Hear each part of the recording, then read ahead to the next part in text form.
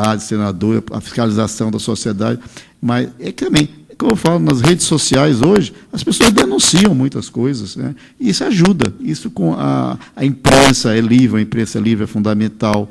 Uma televisão que noticia tudo, mostra a imagem é uma coisa fundamental. O rádio também, né? O jornal. Então, eu acho que tudo isso é muito importante para o aprimoramento. Mas nós não chegamos ainda ao ponto de dizer, olha, o presidente da República manda e é obedecido. Não, até certo ponto. E, realmente, o Sarney sofreu um processo de desgaste ao final do governo, porque ele não tinha apoio político, o plano cruzado redundou em inflação, embora a inflação em dólar não fosse tão grande, e as coisas boas que ele fez acabaram se perdendo porque a inflação era alta demais, né? E as pessoas realmente sacrificaram muito o Sarney. Frota. Gente, eu acho que o radical é o Fernando mesmo, viu? Não sou eu, não. Realmente, o presidente não manda mesmo, não, né? Ele faz de conta que manda, ele manda até certo ponto, não só pela máquina que ele tem que gerir, como o Fernando bem explicou, né? As relações dele com o Congresso, com o Judiciário, etc., etc. Tudo tem limites. O presidente é uma figura, digamos assim, apanágio de um sistema, mas ele realmente não manda. E o presidente Sarney teve essa herança que ele falou. Eu não lembrou, mas vou lembrar para vocês que ele foi autor de uma listinha dos ministros de Estado e a quem eles pertenciam. Você lembra que circulou no Congresso Nacional essa listinha? Pois é. Então, a gente via que dos ministros de Estado daquela época, 3 só eram identificados com o presidente. O resto tinha adversários viscerais do presidente. Então, eu, trabalhando como adjunto dele, cansei de ouvir, depois como secretário efetivo de imprensa, de ministros dizer assim, eu não vou obedecer, eu não vou fazer. E como é que se ia cobrar? Se a maioria do Congresso estava contra o presidente, se as forças políticas estavam contra o presidente, se havia um volume de greve que, uma vez, eu fiz um levantamento junto com a SNI, que não gostava muito nem de Fernando nem de mim, mas a SNI me permitiu, chegou um mês que teve 1.000 e tantas greves políticas do país. E o que ele fala de inflação é também um mito criado pelo residual da gente repetir. Sarney já herdou uma inflação elevada do governo Figueiredo. Ele aprofundou.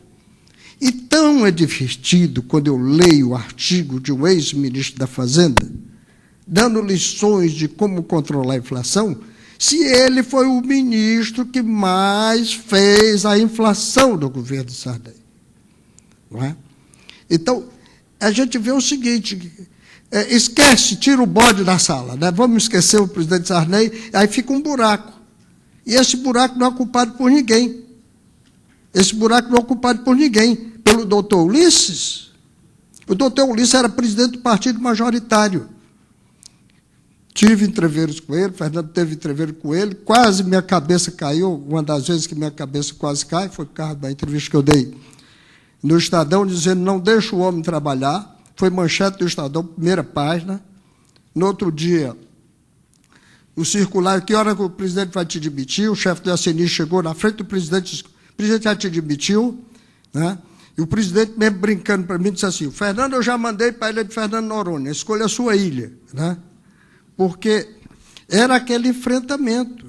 Realmente, um presidente da República tem muitas limitações, como a gente tem limitações dentro de casa. Só que a casa dele é muito grande, né? É muito complexa, é muito visual. E ele sofreu esse problema do sistema que vinha da transição. Nós tínhamos um governo altamente centralizado, eficiente, a gente tem que reconhecer. Os governos militares foram eficientes, do ponto de vista econômico, do ponto de vista organizacional, foram eficientes.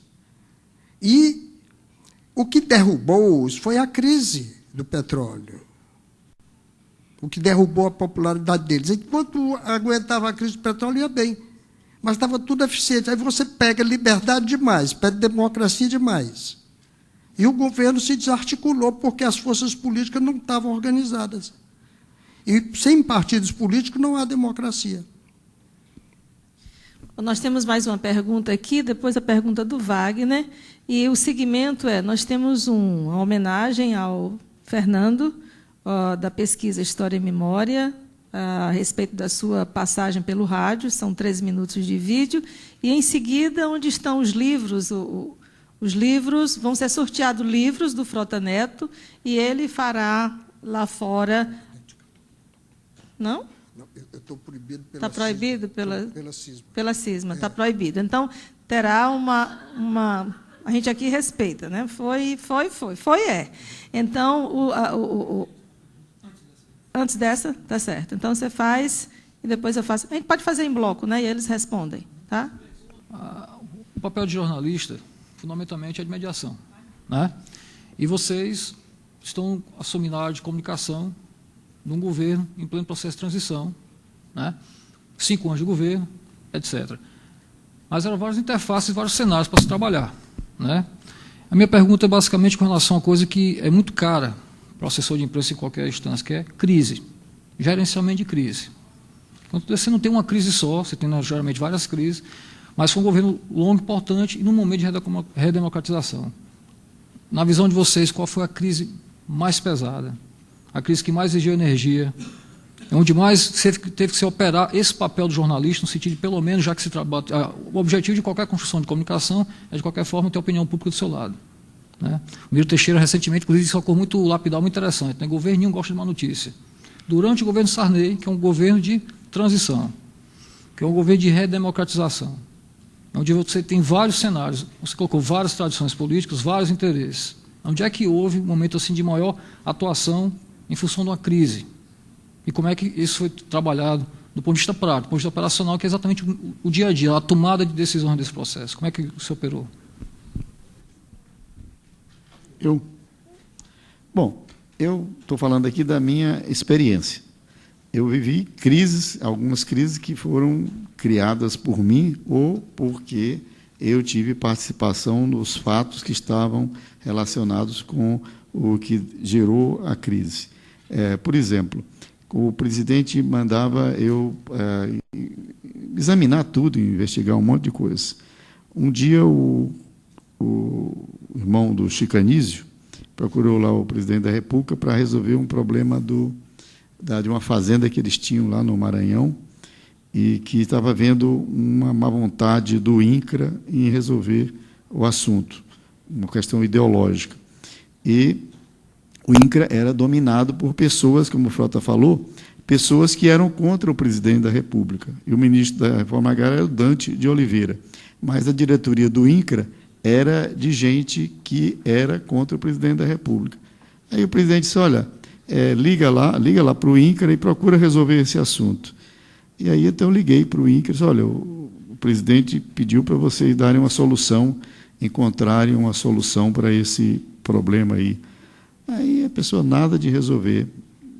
O Chicanísio, o irmão dele, pediram novamente uma solução. E nada de resolver. E um dia eu sou surpreendido, eu, porta-voz da presidenta da República, sou surpreendido com uma declaração no Jornal do Brasil, de um diretor do INCRA, dizendo que o Palácio do Planalto não queria reforma agrária. Ou seja, que o presidente da República estava contra a reforma agrária. E que eu, como secretário de imprensa, porta-voz, estava fazendo lobby para um empresário rural. Eu nem conversei com o presidente da República. Dei uma entrevista para o Jornal do Brasil, dizendo que o INCRA era um antro de corrupção e incompetência. E liguei para a Veja e dei a mesma declaração.